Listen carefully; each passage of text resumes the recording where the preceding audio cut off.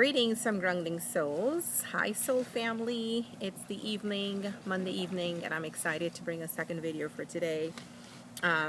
This video this afternoon is very close to my heart.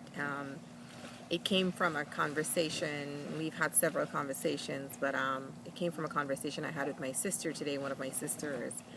So shout out to you, Karen, and thank you for being a sounding board, if you will, a voice of reason, and certainly a voice of encouragement throughout my journey.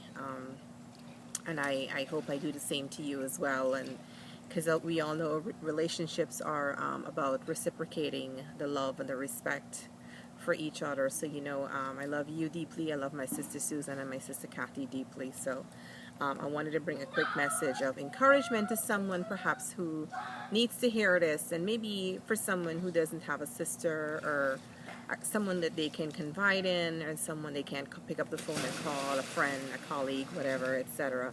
Just know that it's very helpful from my perspective, to be able to share with someone that you trust, and share with someone who is not there to judge necessarily, but someone who's there to impart words of wisdom, and who truly can understand your situation that you're going through, and who truly cares, really. Where it's really, like I said, it's non-judgmental. It's someone that you can really share and open up and be transparent to and with. And I do have that in my sister, so it's quite a blessing for me. Well, one of the things we were talking about today is I know ever so often many women, particularly women, we find ourselves in relationships, and we are being our authentic self in that relationship. And part of us being authentic is looking for that spouse or that partnership, male, female, it doesn't matter, to be compatible. And I think there are many times that we are fully aware, because we're very intuitive creatures to begin with. All humans are intuitive. I know many times if it doesn't feel right, then it's not right, but we try many times to fix or to fit that that circle, if you will, into a square. And we know fully well that will not happen. We know it's hard to do that. We know it's easier to fit a square into a circle, but we know it's difficult to fit a circle into a square. And I think that goes back to the idea of being in compatible relationships, being in compatible partnerships, being compatible with whatever that is, your job, any kind of relationship, it doesn't matter. But more towards, I would say, love relationships. Most women, when we get into relationships, we have an idea of what our longing is and what our need is. And sometimes we find ourselves in a partnership with a spouse that is not necessarily compatible to us, but there is somewhere in the back of our brain and our mind, we think that we can perhaps adjust that person, or we can help to fix that person, or we can make that person or build that person to be that person that we're looking for, and to have that compatibility with us. I'm here this afternoon to encourage someone and to let you know that it is not your job, it's never our jobs as women to fix a partner, and men for that, as a matter of fact, because men are also going through the same experience. As human beings, it is not our job to fix the other person, to make them compatible. They either are compatible or they're not compatible. And if they're not compatible, then I think it is best suited that you part your ways, and you just move on, because sometimes you can spend a lifetime, many lifetimes over, trying your best, trying very hard to make that thing fit. Clearly it's not fitting, or it's not working. And there's another word for it from a spiritual perspective. It is called evenly yoked. And if you're unevenly yoked, you'll find that your relationships will have struggles. You'll find that your partnerships will have lots and lots of struggles and lots of challenges. But I go back to women the way, because I can only speak from a woman's perspective. As a woman myself in my 40s, I am guilty of spending a lifetime trying to fix and to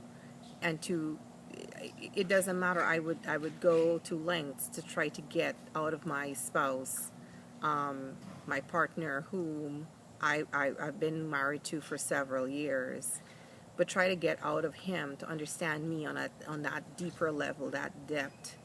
And when you find yourselves, or I found myself, as a matter of fact, if I'm speaking about my experience, I found myself in a very lonely place because I found myself not being fulfilled to the depths in which I desired fulfillment, that emotional fulfillment, that emotional compatibility, the spiritual fulfillment.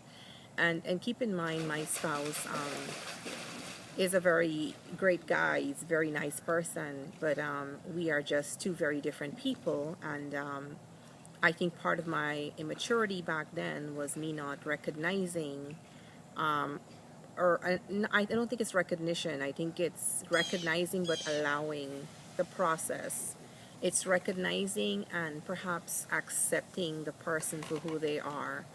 As a core woman, and one of the core women, where we find ourselves, or where we continue to screw up in life as women, is where when we recognize that there is a mismatch, or there is a unequal yokeness, if you will, if there is such a word, that we continue to fight the process, or we continue to want to make things happen, or want to make things balance. While we're continuing to fight so hard to do that, many times what we do is we tend to lose ourselves in the process. We find ourselves unhappy, we find ourselves lonely, we find ourselves literally looking for that person to save us and to help us understand. And then there's lots of confusion, and then bitterness comes into play, and then separation takes place. The list goes on. And ultimately, many times couples are separated. In my own personal experience, I have had many, many, many years of that. And it has tremendously hurt my relationship, until I realized that my own journey of healing and leveling up, if you will, was a personal journey. It was an individual journey, because of the fact that there is some part of me that is misunderstood by my spouse, right? And I'm sure there are layers of him that is also misunderstood by me.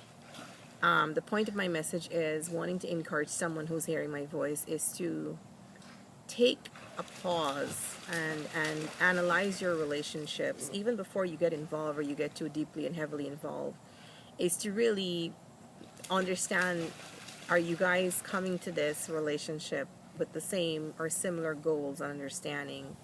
Do you have lots of similarities? Do you share common interests? Do you enjoy, watching sports together? Do you enjoy talking politics? Do you enjoy religion or spirituality? Those things are very important, especially as you get more mature and older in the relationship. Because of course, as we all know, the first couple of weeks, couple of months in any relationship, it's all about the chemistry. It's all about, the fire. It's all about, sexuality, etc. But when you're building the core fundamentals of the relationship, it is so important that you are equally yoked. It is so important that you do enjoy each other's company, and that you do want to spend, you kind of have lots in common, lots more in common than you have it uncommon, situations. So you have more in common than not, if you will. So it's very important to have those conversations ahead of time, before the bitterness steps in, before the disappointment steps in, before the expectations and the checklist that you have set for that person is not being met. So I know for myself personally, like I said, there's lots that I'm going through right now in my life. And it is really resonating deep within my soul, and really I'm hoping that I can help someone in my video to perhaps take a look at their relationship early on differently, and to set their boundaries, if you will, and to set their standards, and not to lower their expectations, but more or less not to accept, I think is what I'm trying to say. Not necessarily not lowering your expectation, but not necessarily to accept what is it that you're not getting from the person. Because if you have an agenda, we all have agendas, and if you have your own agenda, it is important that you stick to your agenda. While I think it's important to be flexible, at the same time, it is important for your agenda to be achieved, right? Same as the other person. So talk through those commonalities, talk through those things that you share in common, talk through those things that you don't have in common, and perhaps come to a compromise. And the most important thing is on those key factors of life. It's important to make sure that you do come together and you do have the similar understanding and awareness and objective goals, etc. Okay? I hope this helps someone. Keep in mind, I think the most important thing to understand too is be authentic you, be transparent, be honest with yourself. Ask for what you want up front and ensure that it's delivered and ensure that your needs are being met up front. Because if they're not being met up front, they're never going to be met in the relationship as the relationship matures. So stick to your guns, stick to your ground, stick to what you want out of life. And don't necessarily, you can compromise, but don't, what I'm trying to say is do not lower your standards to such a depth or to a level where you feel that you have lost everything and you're broken. And then, because restarting is such a challenge, restarting from the bottom up is such a challenge, but it's also necessary as well. So I hope this helps someone. If it does, please leave a comment. I'd like to hear your feedback on this video. Thanks a lot, guys, and have a great evening. Bye.